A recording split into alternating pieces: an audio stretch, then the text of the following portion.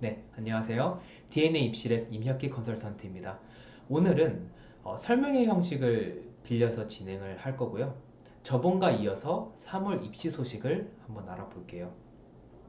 입시 관련된 큰 이슈들은 사실 4월, 5월 달 정도에 말씀을 드릴 수 있을 것 같고, 또 정시의 마지막 추합 발표가 있고 나서요. 한 달 정도 지나지 않은 시점이라서 큰 이슈들이 없는 것은 사실입니다.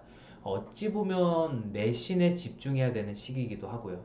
그럼에도 저희가 또 소식을 알차게 준비를 했고요. 보시면은 3월 23일에 또 모의고사가 있었습니다. 어, 보시느라 이제 다들 수고 많이 하셨을 거고요. 고1 학생 같은 경우에는 모의고사를 처음 치러서 그 느낌을 한번 느껴봤을 수 있을 것 같고, 또 고2, 고3들은 자신의 위치가 지금 어느 정도인지 판단의 척도로 이용했을 수도 있습니다. 그래서 오늘은 3월 모평에 대해서 궁금해야 할 만한 것들을 가지고 왔습니다. 뭐 사실 3월 모의고사의 난이도가 어떻다 이걸 말씀드리는 건 끝난 지 3일 지난 시점에서 말씀드리는 게 크게 의미가 없을 것 같고요. 과목별 선생님들이 또 다른 곳에서 설명을 또 잘 해놓으셔서 그것을 참고하셔도 좋을 것 같습니다. 3월 모의고사 이후 어떤 마음가짐으로 학생들이 임해야 할지에 대해서 포인트를 맞추고 이야기를 하고요. 입시적으로도 생각을 해보겠습니다. 우선 이 3월 모의고사와 6월, 9월 수능과의 상관성을 생각을 해본다면요. 결론부터 말씀드리자면은 크게 상관은 없습니다. 이건 조금만 생각해 해봐도 알 수가 있는데요. 우선 3월 모의고사가 전체 범위가 아니에요. 이게 제일 크고 무엇보다 N수생이 포함되지 않은 채로 점수가 나오죠. 그래서 이것을 보고 낙담해하거나 잘 봤다고 이 어깨뽕이 이만큼 오를 필요가 없습니다. 이 3월 점수가요, 6월, 9월 수능 점수로 이어진다는 보장이 또 없어요. 그래서 지금 이 시점에서 6평, 9평을 생각을 한다면은 뭐 굉장히 만막하고 또 쉽게 느껴지지 않을 건데, 근데 반대로 생각을 해보면요. 그 기간 사이에서 내가 이것을 통해서 분석을 하고 향후 학습 계획을 세우고 조금 더 발전을 한다면 가능성이 있지 않겠어요? 그래서 배제해야 될 것들이 또 있습니다. 여기서 무엇이냐면요. 핑계예요, 핑계. 뭐 집중이 잘 되지 않았다. 아니면 집중이 잘 됐다. 뭐 컨디션이 좋지 않았다. 컨디션이 안 좋았다 등 뭐 잠이 왔다. 뭐 이런 것들 있잖아요. 점수가 객관적으로 낮게 나온 이유를 여기서 찾으시면 안 돼요. 수능에서는 이런 핑계가 먹히지 않거든요.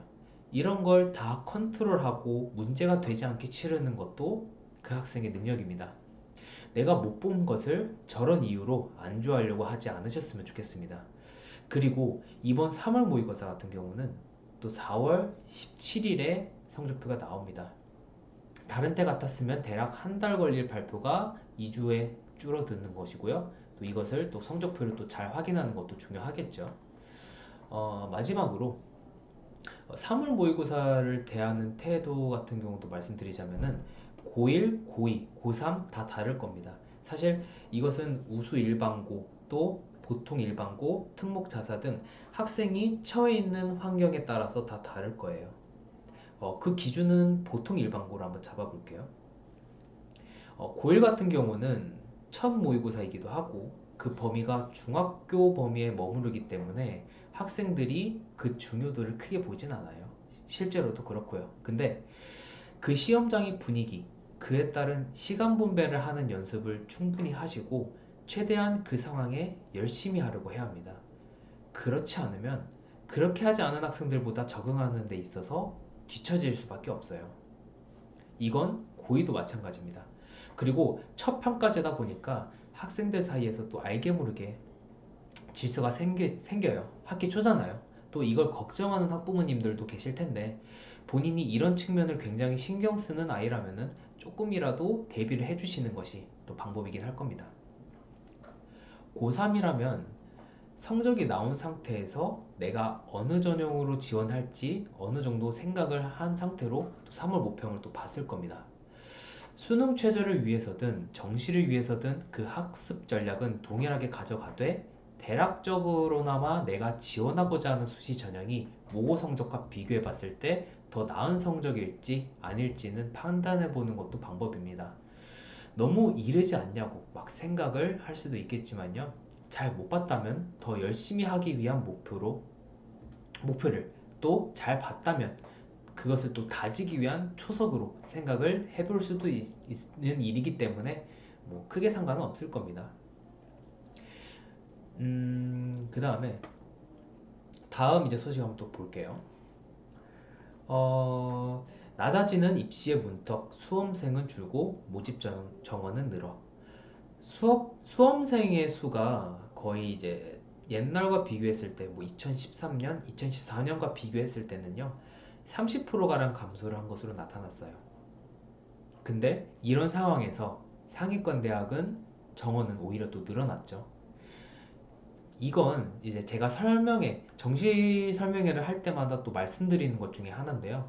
스카이 모집 정원은 3.5%, 그리고 주요 대학 10개 대학 모집 정원도 이렇게 증가를 했어요. 그래서 학생들이 특히 상위권에서 의학학, 의공계, 뭐 특수대로 몰리는 경향이 심해지고 그 양극화가 계속 심해지고 있습니다. 이 관련돼서는 또 다음 이 기사와 또 연관이 되는데요. 2024학년도 수능에서 이과 비율이 또 52%로 예상이 되고요. 이거는 역대 최고치를 기록할 것으로 또 예견이 되고 있습니다. 이런 경향을 보이는 이유는요, 대학 입시 환경이 변화와 관련이 있습니다. 이건 항상 제가 꾸준히 말씀을 드리는 거고, 학부모님들도 뭐 설명회를 다니시거나 영상을 보셨으면 알겠지만 많이 들어보셨을 거예요. 통합수학, 그리고 문이과 교차 지원, 과목 선택에 따른 유불리가 또 심해지고 있어서 이런 경향은 아마 수능 체제가 변하지 않는 이상 그대로 이어질 가능성이 큽니다. 이과생과 문과생의 비율을 한번 생각을 해봤을 때 2012년도죠. 그때까지만 해도 3대 7 정도 비율을 유지를 했어요.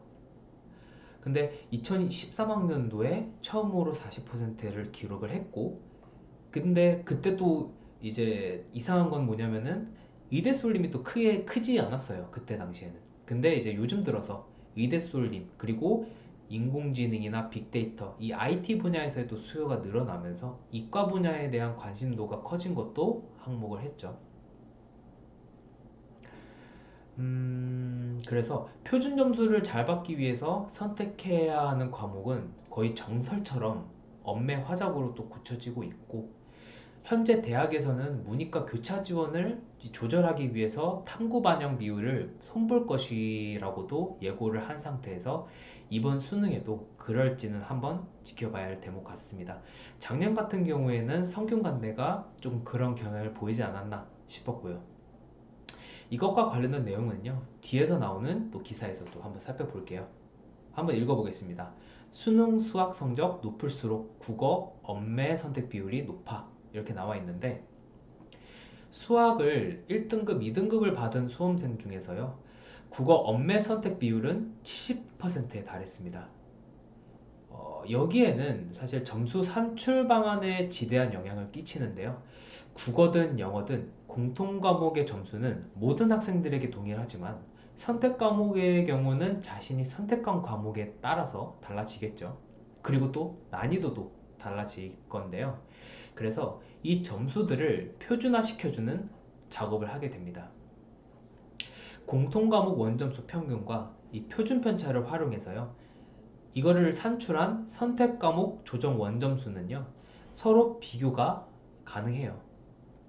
이런 이제 조정 점수는, 점수 조정은 수능 성적표 표준 점수를 산출하기 위해서 이 중간 과정에 해당이 되는데, 근데 여기서 배점 비율에 따라서요, 공통 과목 표준화 점수랑 선택 과목 표준화 점수를 합산해서 계산을 합니다. 제가 이제 과정을 쭉 설명을 해 드렸는데 좀 어렵죠. 그래서 중요한 것이 뭐냐면요, 공통 과목이 선택 과목보다 배점 비율이 더 높아요. 즉 공통 과목 평균이 높은 선택 과목을 본 수험생의 최종 표준 점수가 높을 수밖에 없는 구조예요. 그래서 이렇게 조금이라도 표준 점수를 높이기 위해서는 학력 수준이 높은 공통 과목을 선택을 해야 되고요. 그 과목은 미적분, 그리고 엄매로 나타났습니다. 그리고 이 엄매 같은 경우는요, 긴 글을 읽어야 하는 이 화작과는 다르게 시험을 볼 때는 그 시간이 적게 들어서 학생들의 선택 비율이 높은 것으로 또 예상이 됐고요. 그리고 공통 과목의 점수가 중요해진 상황에서 선택 과목의 유불리로 인한 학생의 불이익을 최대한 피하고 싶은 이 교육부의 경우는 선택 과목의 난이도를 높이진 않을 거예요.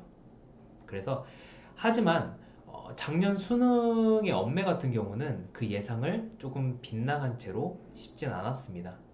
이런 변수를 제외하고 하더라도 이런 선택은 굉장히 유리하고 이런 학생들의 경향은 또 이런 이유가 있을 수 있을 것입니다. 네. 그래서 제가 준비한 소식은 여기까지고요. DNA 3월 입시 뉴스였고 저는 임혁기 컨설턴트입니다. 감사합니다.